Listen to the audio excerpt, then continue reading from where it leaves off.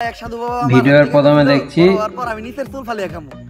দুজনা বাইক নিয়ে যাচ্ছে মাঠের মাঝখানে রাস্তা দিয়ে।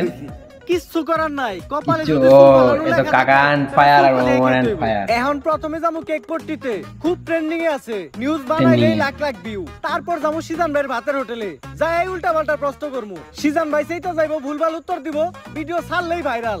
আর ছাড়লেই ভাইরাল ফ্রিতে গরুর মাংস দিয়ে 1 প্লেট ভাত ছাটিয়ে দিমু, কাম হইলো খাওয়ানো হইলো। কি গো ভাই, এই জায়গায় এত মানুষ কে? কি হইছে এই জায়গায়? ভাই এই জায়গায় একটা লাশ খুন হইছে। লাশ? ভাই দেখা তো মনে হইতাছে 6-7 বছরের কোনো বাচ্চা। 6-7 নিউজটা নিয়ে নি মনে কি? যা বেটা, এটা ট্রেন্ডিং টপিক নাকি? এটা ছাড়লে কি ভিউ হবে? ট্রেন্ডিং টপিক খুঁজ, যেগুলো ছাড়লে না।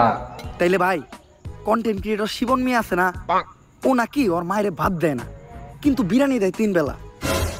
বিরিয়ানি দেয় কাইটা, এই যে ভাত দেয় না, এই জিনিসটারে হাইলাইট করে নিউজ বানাইলে কেমন হয়? এর লিগাই তো আমি তোরে আমার লগে রাখি। হলুদ সাংবাদিক হওয়ার পরে আমরা উল্টা পাল্টা নিউজ বানানি করছি শুরু। এখন থেকে আমি তোর শিষ্য, তুই আমার গুরু। আমি তোর শিষ্য, তুই আমার গুরু।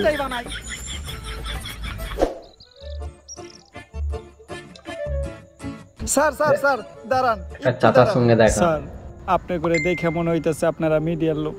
আমার ছোট্ট একটা বোন মাদ্রাসায় পড়ে, বয়স মাত্র 13।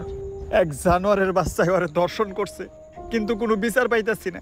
মিডিয়াই তো এই দেশের সব থেকে বড় শক্তি। স্যার আপনারা এই বিষয়টা নিয়ে একটা নিউজ করেন, যাতে আমি আর আমার বোন ন্যায্য বিচারটা পাই। আরে বেটা, এটা কি কোনো বিষয়? দর্শন তো এই দেশে প্রতিদিনই হয়, এটা নিয়ে নিউজ করার কি আছে?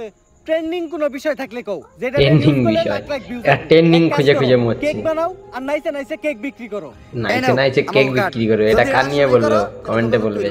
আইয়ানিয়া ভিডিও বানাই দিয়ে দামুনি। আর এখন আমাকে সময় একটু কম, স্বপন মিয়ার পারিবারিক বিষয়ে আঙ্গুল দিয়ে যাইবো। জান ভাই, স্বপন মিয়ার বাড়ি যাচ্ছে। এটা বইনে এক গ্লাস পানি লয় তো। ঝুলছে তো, এ হত্যা করলো নাকি?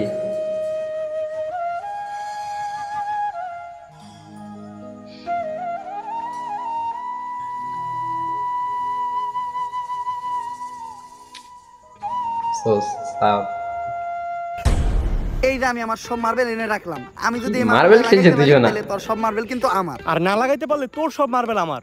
সব মার্বেল তুই একটু হইরা বয়। কে? তুই যদি অনেই বইয়া থাকস, আমি মার্বেল মারলে এই মার্বেলে না লাগলেও তোর মার্বেলে ঠিকই লেগে যাবে। এই মার্বেলে না লাগলে তোর মার্বেলে ঠিকই লাগবে। লাগে না, লাগে নাই, লাগে নাই। এনে এই গোটাকে, এই গোটাকে, এই গোটা গুড়ি আছিল। তোরে বিশ্বাস করি না আমি। হাতুডা, তোর পকেট চেক করমু। হাডুডা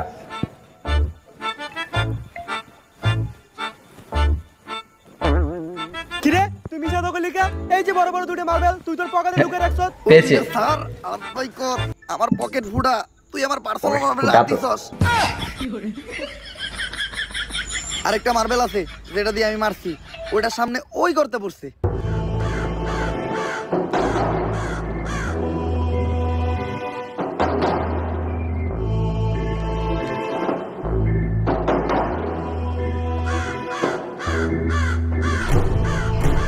ওই কি রে, আমার হাত আটকে গেছে, ওই তাড়াতাড়ি আয়, আমার এম থেকে ছুটা। এর হাতে এটা আবার কি উঠলো ভাই? এই নেট ধরেছে, এটা আবার কি ছিল?